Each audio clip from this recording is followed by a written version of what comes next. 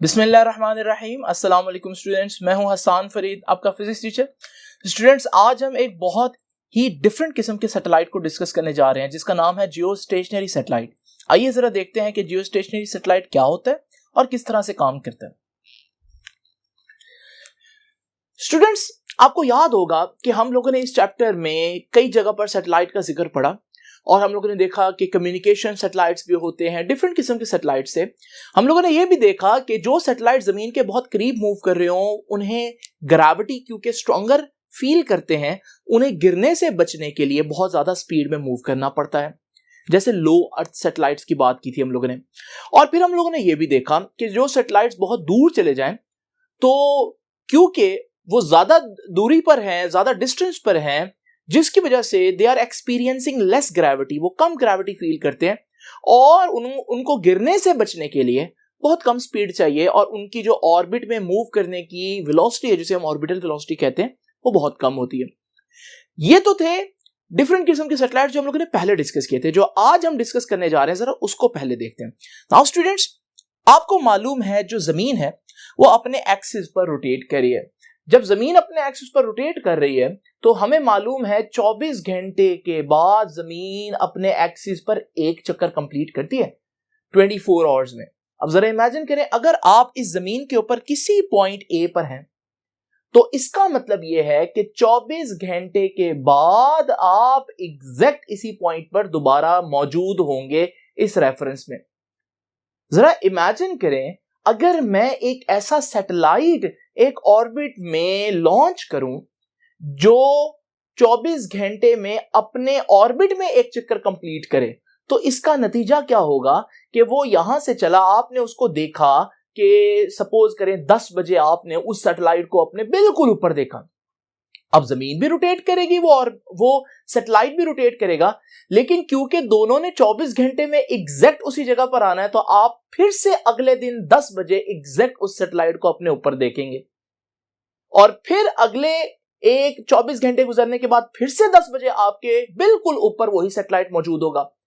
ऐसा सैटेलाइट हम कहेंगे कि आपके साथ सिंक्रोनाइज्ड हो गया। जब हम सिंक्रोनाइज का वर्ड यूज करते हैं स्टूडेंट, सिंक्रोनाइज का मतलब होता है दो चीजों का मैच कर जाना। तो यहां दो चीजों का मैच हुआ। किस चीज का मैच हुआ? दोनों चीजों के टाइम का मैच हुआ, यानी कि एग्जैक्ट 10 बजे आप उसको देखेंगे। उसके भी ऑर्बिट में मूव करने की वेलोसिटी वही है जो आपकी है। आपकी जमीन भी 24 आवर्स में एक चक्कर कंप्लीट करी अपने एक्सिस पर और यह भी अपने ऑर्बिट में 24 आवर्स में मूव कर रहा है। इसे बोलते हैं जियो सिंक्रोनियस सैटेलाइट। सिंक्रोनाइज से वर्ड निकला है। सिंक्रोनाइज का मतलब क्या है? मैच करना। और जियो सिंक्रोनियस सैटेलाइट की खास प्रॉपर्टी क्या है कि आपको ये हर दिन एक खास टाइम पर अपने ऊपर नजर आएगा, लेकिन हर वक्त नहीं नजर आएगा। अब ये जरा तवज्जो से सुनिएगा, ये जियो सिंक्रोनाइज सैटेलाइट है। जरा इमेजिन करें, अगर मैं इस ऑर्बिट को थोड़ा सा चेंज कर दूं, जब ये ऑर्बिट इक्वेटर पर आ जाएगा तो इस सूरत में अब जरा ये जियो सिंक्रोनाइज तो है, लेकिन अब खास बात क्या होगी, क्योंकि आप भी उसी प्लेन में मूव कर रहे हैं, तो जब ये हमारे पास मूव करेगा हमेशा ये सैटेलाइट आपके ऊपर रहेगा। ना सिर्फ इनकी टाइमिंग सिंक्रोनाइज्ड है, बल्कि इसकी पोजीशन भी आपके साथ सिंक्रोनाइज होगी है कि ये हमेशा आपके ऊपर रहेगा। है ये भी जियो सिंक्रोनाइज्ड, लेकिन जियो सिंक्रोनाइज्ड के साथ साथ क्योंकि हमेशा ये आपको अपने ऊपर दिखेगा तो ऐसा लगेगा जैसे ये आपके लिहाज से मूव ही नहीं कर रहा। हकीकत में मूव कर रहा है, लेकिन आपके लिहाज से इसकी रिलेटिव मोशन नहीं है। तो फिर हम कहेंगे ये जियो सिंक्रोनियस के साथ साथ जियो स्टेशनरी सैटेलाइट है। आपकी बुक ने पेज के ऊपर ये जियो सिंक्रोनियस और जियो स्टेशनरी दोनों वर्ड्स एक साथ यूज किए हैं, लेकिन अब आपको पता चल क्या होगा, एक जियो स्टेशनरी सैटेलाइट जियो सिंक्रोनियस लाजमी होता है, लेकिन एक जियो सिंक्रोनियस सैटेलाइट जरूरी नहीं जमीन के ऊपर एक ही पॉइंट पर रहे तो उसका जियो स्टेशनरी होना लाजमी नहीं है। तो इन दोनों का मतलब अलग-अलग समझना जरूरी है। बहरहाल अब हम इसको सिंप्लीफाई करते हैं कि भाई जो जियो स्टेशनरी सैटेलाइट है उसको हम जियो सिंक्रोनियस भी कह सकते हैं। तो सबसे पहले तो हम डिस्कस करेंगे कि what is the definition of a Jio stationery satellite. और जियो स्टेशनरी सैटेलाइट जो है वो सैटेलाइट्स हैं कि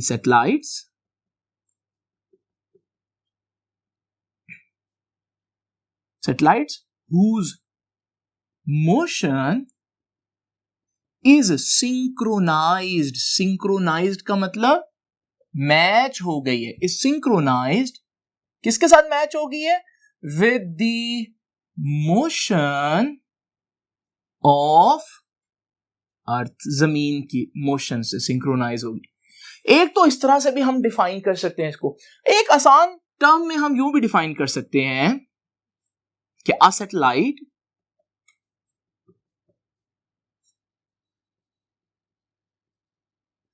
विच अपीयर्स, जो लगता है, क्या लगता है? Which appears to be at rest, जो लगता है जैसे वो मूव ही नहीं कर रहा विद रिस्पेक्ट टू अर्थ, जमीन के लिहाज से। ये दोनों बातें हम कह सकते हैं कि ये जियो स्टेशनरी सैटेलाइट है और इनको जियो सिंक्रोनियस सैटेलाइट भी कह सकते हैं। नाउ स्टूडेंट्स, अब अगली बात जो मैं आप लोगों के सामने लिखने लगा हूं वो है जियो स्टेशनरी ऑर्बिट। यहां मैं बता दूं कि जियो स्टेशनरी ऑर्बिट को डिफाइन करना क्यों जरूरी है। देखिए स्टूडेंट्स, हमारे पास किसी भी ऑर्बिट के अंदर सैटेलाइट की जो स्पीड है वो सैटेलाइट खुद डिफाइन नहीं करता, वो सैटेलाइट के इख्तियार में, उसकी अथॉरिटी में नहीं है। किसी भी ऑर्बिट के अंदर सैटेलाइट की क्या स्पीड होगी ये ऑर्बिट डिसाइड करता है, सैटेलाइट नहीं डिसाइड कर सकता। बड़ा सैटेलाइट हो या छोटा सैटेलाइट हो, जब तक वो एक खास ऑर्बिट में रहेगा उसकी वही स्पीड रहेगी। तो इसका मतलब जो जियो स्टेशनरी सैटेलाइट हैं उनके जमीन के साथ एक ही पोजीशन पर हमेशा जमीन के ऊपर रहेंगे, इसका क्रेडिट सैटेलाइट को देना गलत है, क्योंकि ये चीज सैटेलाइट के इख्तियार में नहीं है। एक्चुअली सैटेलाइट खुशकिस्मती से उस खास ऑर्बिट में है जहां पर उसकी स्पीड जमीन की स्पीड से मैच हो गई है। तो इसका मतलब हकीकत में जो क्रेडिट है it goes to geostationary orbits. तो जियो स्टेशनरी ऑर्बिट्स क्या होते हैं? These are the orbits. These are the orbits around Earth. और आगे बात वही है कि in which the motion of a satellite is synchronized. Sync हो गई है, मैच हो गई है विद मोशन ऑफ अर्थ। तो actually credit goes to geostationary orbit. कोई सैटेलाइट जियो स्टेशनरी तब तक नहीं हो सकता जब तक कि वो इस जियो स्टेशनरी ऑर्बिट में मौजूद ना हो, क्योंकि सैटेलाइट के इख्तियार में नहीं अपनी स्पीड चूज करना, बल्कि सैटेलाइट नहीं, वो ऑर्बिट डिसाइड करता है कि सैटेलाइट मौजूद कहां पर है। नाउ स्टूडेंट्स, ये तो हो गया जियो स्टेशनरी ऑर्बिट। अब जरा देखते हैं जियो स्टेशनरी ऑर्बिट की एक खास कैरेक्टरिस्टिक। आप लोगों ने देखा था कि जमीन के गिर्द ये सैटेलाइट जियो स्टेशनरी नहीं हो सकता, और ये जियो सिंक्रोनियस जरूर है लेकिन जियो स्टेशनरी नहीं है। इसी तरह से ये सैटेलाइट भी जियो सिंक्रोनियस है लेकिन जियो स्टेशनरी नहीं है। तो कौन सा सैटेलाइट जो है वो हमारे पास जियो स्टेशनरी होगा? जो इक्वेटर के ऊपर रिवॉल्व करेगा। इसके अलावा कहीं भी जियो स्टेशनरी सैटेलाइट बन ही नहीं सकता। तो स्टूडेंट्स याद रखिएगा कि जियो स्टेशनरी सैटेलाइट्स दे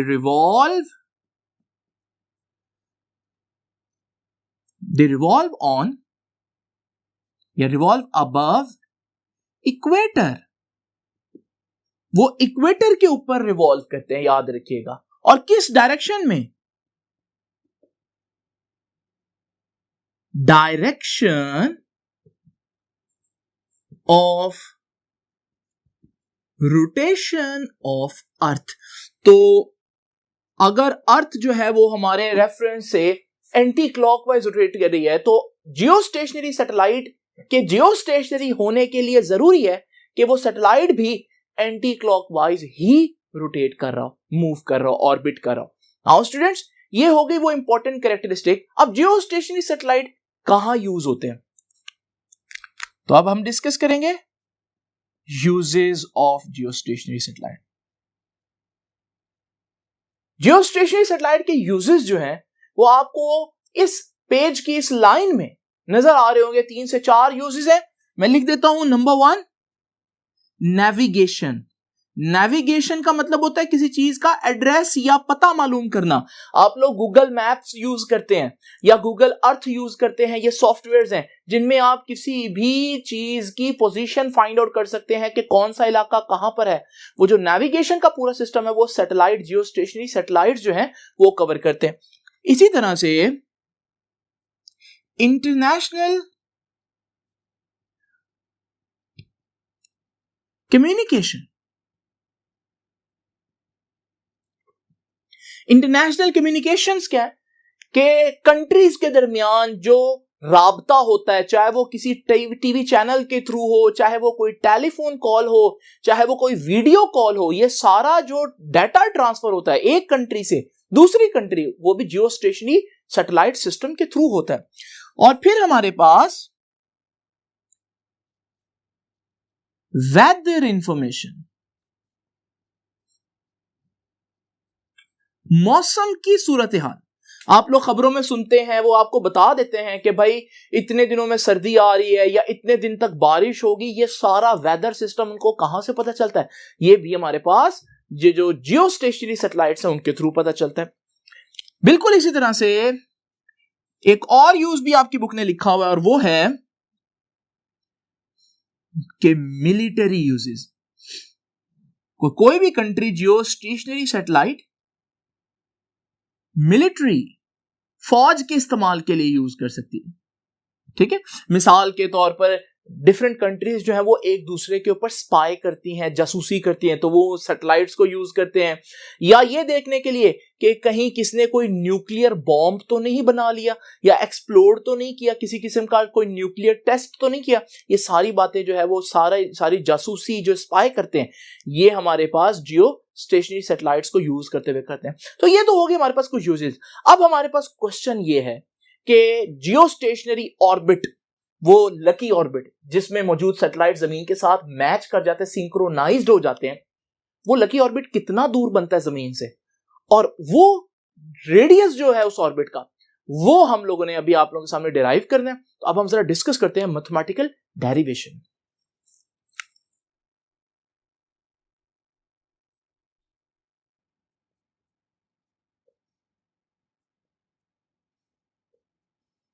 स्टूडेंट्स, अब हम डिस्कस करेंगे मैथमेटिकल डेरिवेशन, लेकिन उससे पहले जरा बुक की ये डायग्राम देखें। ये डायग्राम एक्चुअली में बुक ने कैसे बनाई है मैं आपको बताता हूं। मैंने जो भी आप लोगों को एनिमेशन दिखाई वो कुछ इस तरह से।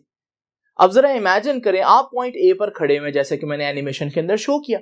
जस्ट इमेजिन करें अगर मैं ये व्यू आपको यहां सामने से दिखाने की बजाय नॉर्थ पोल यानी जमीन के ऊपर वाली साइड से दिखाऊं, तो फिर आप देखिएगा कि ये हमें ऊपर से इस तरह से नजर आएगा। ये पॉइंट ए है और सैटेलाइट हमेशा पॉइंट ए के साथ साथ मूव कर रहा है। तो ये बुक ने डायग्राम कुछ इस तरह से बनाई है, तो ये मैं आप लोगों के लिए बना देता हूं कि जस्ट इमेजिन करें कि हमारे पास ये अर्थ है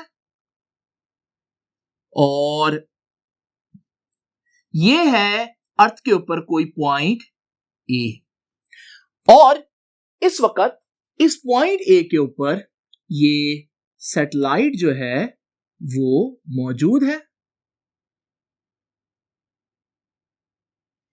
नाउ स्टूडेंट्स, जमीन अब अपने एक्सिस पर रोटेट करी, जैसे मैंने आपको ऊपर से व्यू दिखाया।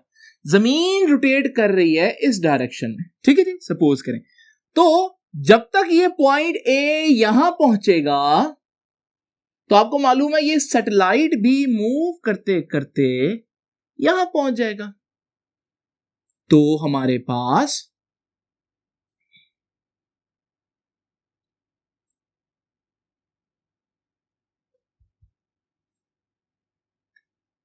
ये कुछ इस तरह से नई लोकेशन बनेगी उस सैटेलाइट की। अभी सैटेलाइट पॉइंट ए के ऊपर था, जमीन ने भी जितने डिग्री रोटेट किया, सैटेलाइट ने भी उतने डिग्री मूव किया अपने ऑर्बिट में, और अभी भी पॉइंट ए के ऊपर ही सैटेलाइट मौजूद है, और इस दौरान में भी वो पॉइंट ए के ऊपर ही रहेगा। फिर इसी तरह से हमारे पास ये आ गया पॉइंट ए, तो सैटेलाइट अभी भी इसके ऊपर होगा। तो अब ये है सैटेलाइट की नई लोकेशन। नाउ स्टूडेंट्स, ये सैटेलाइट मूव करते करते इधर आ गया, और फिर हमारे पास ये पॉइंट ए जब यहां पहुंचेगा तो सैटेलाइट अभी भी इसके ऊपर होगा, और ये सैटेलाइट कुछ इस तरह से दिखे। तो ये है बेसिकली वो डायग्राम जो बुक ने आप लोगों के सामने बनाई है। जो दो इंपॉर्टेंट बातें जरा देखिएगा, जमीन का सेंटर ये है, ये पूरा ऑर्बिट है, इस पूरे ऑर्बिट का ये रेडियस बनेगा स्टूडेंट्स, ये बहुत ध्यान से सुनने वाली बात है, इसे मैं कहूंगा आर। ये है जियोस्टेशनरी ऑर्बिट का रेडियस। लेकिन आपको मालूम है कि अगर मैं जमीन के यानी इक्वेटर से ऊपर देखूं तो ये मेरे पास आएगी जियोस्टेशनरी ऑर्बिट की हाइट। फर्क क्या है कि रेडियस जो है वो मैं मेजर कर रहा हूं from the centre of the earth, के distance of the orbit from the centre of the earth, it is the radius of stationary orbit, but the distance of stationary orbit from the surface या from the equator of earth is called the height of geostationary orbit। और याद रखिएगा, we can easily see through the diagram that height is less than the radius of the geostationary orbit, and we are going to calculate both of them। तो अब जरा देखते हैं radius of geostationary orbit, वो lucky orbit, किस exact radius पर बनेगा। अगर आप इससे दूर सैटेलाइट ले लेंगे, जियो स्टेशनरी नहीं होगा, जमीन के साथ सिंक्रोनाइज नहीं होगा। अगर आप इसके करीब ले आएंगे तब भी सिंक्रोनाइज नहीं होगा, वो एक खास जगह पर सिंक्रोनाइज होगा जिसे हम जियो स्टेशनरी ऑर्बिट कहते हैं। नाउ स्टूडेंट्स, हमें मालूम है कि किसी भी ऑर्बिट में सैटेलाइट की जो स्पीड होती है वो ऑर्बिटल वेलोसिटी होती है, और वो तो हम लोगों ने कैलकुलेट की थी, Gm/r अंडर रूट। ये है किसी भी ऑर्बिट में किसी भी सैटेलाइट की वेलोसिटी, इसे बोलेंगे ऑर्बिटल वेलोसिटी। दूसरी बात याद रखिएगा, हम चाहते हैं कि ये 24 घंटे में यहां से यहां वापस आ जाए, यानी 24 घंटे के अंदर एक चक्कर कंप्लीट करे। अब हमें यह भी मालूम है कि we know that speed is equal to distance over time. अब डिस्टेंस कौन सा डिस्टेंस, जो एक चक्कर लगाएगा तो वो डिस्टेंस बनेगा, और वो डिस्टेंस तो पूरे सर्कल का सरकमफेरेंस नहीं बन रहा। तो मैं डिस्टेंस की जगह लिखूंगा सरकमफेरेंस, यानी कि 2πr। ये फॉर्मूला किसी भी सर्कल के सरकमफेरेंस का है। नीचे टाइम आएगा। नाउ स्टूडेंट्स, याद रखिएगा, जब वो यहां से चलेगा और वापस एग्जैक्ट इसी जगह पर आएगा, इसमें उसने एक चक्कर कंप्लीट किया, और जब कोई चीज एक चक्कर कंप्लीट करे तो उसका टाइम जो है वो टाइम पीरियड बन जाता है। जैसे पेंडुलम का टाइम पीरियड क्या होता है, एक चक्कर जब वो कंप्लीट करे, एक पूरी वाइब्रेशन। इसी तरह से एक पूरी रोटेशन का जो टाइम होता है वो टाइम पीरियड हो जाता है। उसको टी से, स्मॉल टी से नहीं बल्कि कैपिटल टी से रिप्रेजेंट करता है। अगर मैं चाहता हूं ये सैटेलाइट इस ऑर्बिट के अंदर हमेशा एक पॉइंट के ऊपर रहे, तो फिर मैं चाहूंगा कि उसकी ऑर्बिटल वेलोसिटी वही हो जो जमीन के गिर्द एक चक्कर लगाने की वेलोसिटी है, यानी कि ये जो हमारे पास अंडर रूट Gm/r आ रहा है इक्वेशन नंबर 1 में, वो बराबर हो 2πr/T। अब आपको मालूम है हमें तो वो रेडियस फाइंड आउट करना है इस जियोस्टेशनरी ऑर्बिट का। यहां जो है वो अंडर रूट है, तो मैं स्क्वायर लेता हूं दोनों साइड पर। तो I will say taking square on both sides. जब मैं दोनों तरफ स्क्वायर लूंगा, अंडर रूट स्क्वायर से कैंसिल हो जाएगा, तो हमारे पास बचेगा Gm/r। और यहां पर जब मैं स्क्वायर लूंगा तो 2 का स्क्वायर 4, पाई का स्क्वायर पाई स्क्वायर, आर का स्क्वायर आर स्क्वायर, और नीचे है टी और टी का भी स्क्वायर आ जाएगा। नाउ स्टूडेंट्स, हमें आर चाहिए। जरा आर को मैं दोनों तरफ हाईलाइट कर देता हूं। अब मैं आर को एक तरफ ले जाऊंगा और बाकी सारी चीजों को दोनों तरफ ले जाऊंगा। जरा देखिएगा, ये आर इधर है, ये आर का स्क्वायर से जाकर इधर डिवाइड हो रहा है, उधर जाकर मल्टीप्लाई होगा, तो ये क्या बन जाएगा उधर आर का क्यूब। इधर क्या रह गया जी, जीएम। लेकिन ये टी का स्क्वायर जो इधर डिवाइड हो रहा है, ये उधर जाकर मल्टीप्लाई हो जाएगा, और ये जो 4 पाई स्क्वायर है ये इधर मल्टीप्लाई हो रहा है, ये उधर जाकर डिवाइड हो जाएगा। ये आ गई हमारे पास वैल्यू आर के क्यूब की। अब हमें आर चाहिए, आर का क्यूब नहीं, तो मैं क्या करूंगा, दोनों तरफ क्यूब रूट लूंगा। तो taking cube root on both sides. जब मैं दोनों तरफ क्यूब रूट लूंगा, इधर भी क्यूब रूट लूंगा। क्यूब रूट का मतलब है पावर 1/3 ले, और उधर भी पावर 1/3 लूंगा।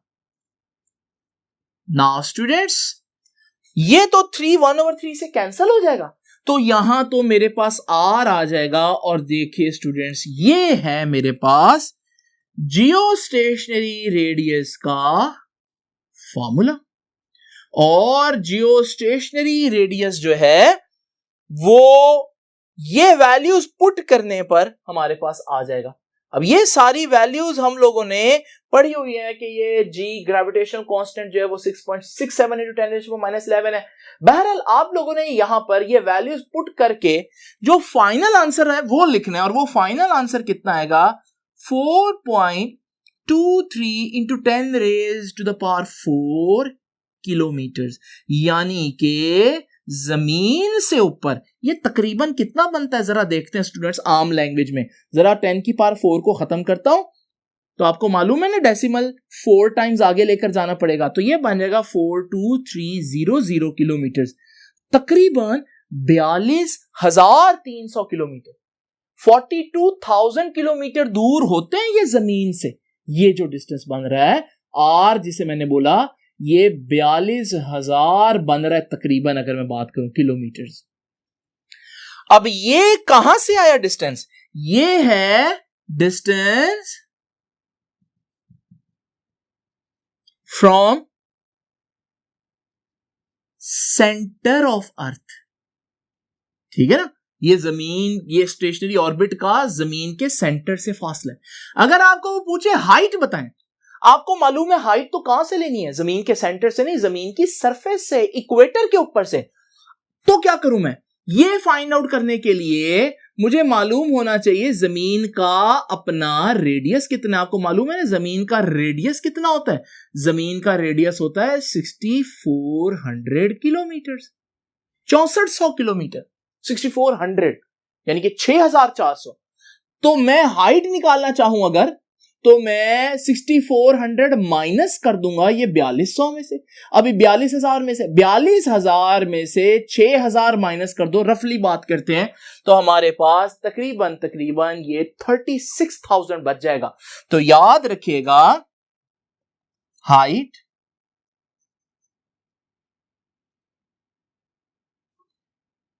This distance comes out to be, ये कितना बन जाता है, 36,000 किलोमीटर अबव। अगर कहां से देखें, सेंटर से नहीं जमीन के, बल्कि अबव इक्वेटर, अगर हम जमीन की सरफेस से देखें। तो स्टूडेंट्स याद रखिएगा, यहां पर आपकी बुक ने 42,000 का फिगर भी यूज किया, और नेक्स्ट पेज के ऊपर 36,000 किलोमीटर का भी फिगर यूज किया है। लेकिन ये दोनों फिगर ट्रू हैं। फर्क इस बात का है कि एक फिगर जो है वो उन्होंने कहां से जो है वो डिस्कस किया, जमीन के सेंटर से, जबकि जो दूसरा है वो जमीन की सरफेस है, जिसे हम हाइट भी कह सकते हैं। ये था हमारे पास जियोस्टेशनरी ऑर्बिट्स और जियोस्टेशनरी सैटेलाइट्स का कॉन्सेप्ट। आप लोगों ने एक बात नोट की स्टूडेंट्स, हम लोगों ने पहले भी सैटेलाइट्स पढ़े थे और हम लोगों ने देखा था कि सैटेलाइट जो है वो 400 किलोमीटर की बुलंदी पर मौजूद हैं, यानी कि 400 किलोमीटर। इन्हें हमने लो अर्थ सैटेलाइट्स बोला था, जमीन के करीब तरीन सैटेलाइट्स, लेकिन आज हमने देखा वो 400 थे किलोमीटर सिर्फ। और ये जो है ये हमारे पास 42,000 किलोमीटर दूर हैं। तो जरा इमेजिन करो कि हमारे पास ये सैटेलाइट जब आप देखेंगे तो ये तो बहुत दूर होंगे। इस वजह से आपके जमीन के गिर्द जो ज्यादातर सैटेलाइट्स हैं वो जियो स्टेशनरी नहीं है, क्योंकि जियो स्टेशनरी ऑर्बिट बड़ा खास ऑर्बिट है और वो इतना दूर बनता है कि जमीन से बहुत ज्यादा आपको जो है ना वो मुश्किल होती है सैटेलाइट को जियो स्टेशनरी ऑर्बिट में भेजने में। तो इस वजह से ज्यादातर सैटेलाइट जो है वो हमारे पास जमीन के करीब करीब ही होते हैं। दूसरी बात, अगर आप जियो स्टेशनरी सैटेलाइट का जमीन के करीब वाले सैटेलाइट से कंपैरिजन करें तो जमीन के करीब तरीन सैटेलाइट्स बहुत तेजी से मूव करते हैं, जबकि जियो स्टेशनरी बहुत आराम से मूव करता है, क्योंकि जहां पर वो मौजूद है वहां ग्रेविटी इतनी कम है कि उसकी ऑर्बिटल पीरियड जो है, जो चक्कर उसने जमीन के गिर्द रिवॉल्व करना है, एक चक्कर बहुत ज्यादा टाइम में कंप्लीट होता है। तो स्टूडेंट्स याद रखिएगा कि ये जियो स्टेशनरी सैटेलाइट्स जो हैं ये हर जगह मौजूद नहीं हो सकते, ये बड़े ही लकी किस्म के सैटेलाइट्स हैं और सारी कंट्रीज इनको अफोर्ड भी नहीं कर सकती। स्टूडेंट्स ये था आज का लेक्चर। आई होप कि आपको ये चीजें समझ में आई होंगी। आपसे मुलाकात होगी अब नेक्स्ट लेक्चर में, तब तक के लिए अल्लाह हाफिज।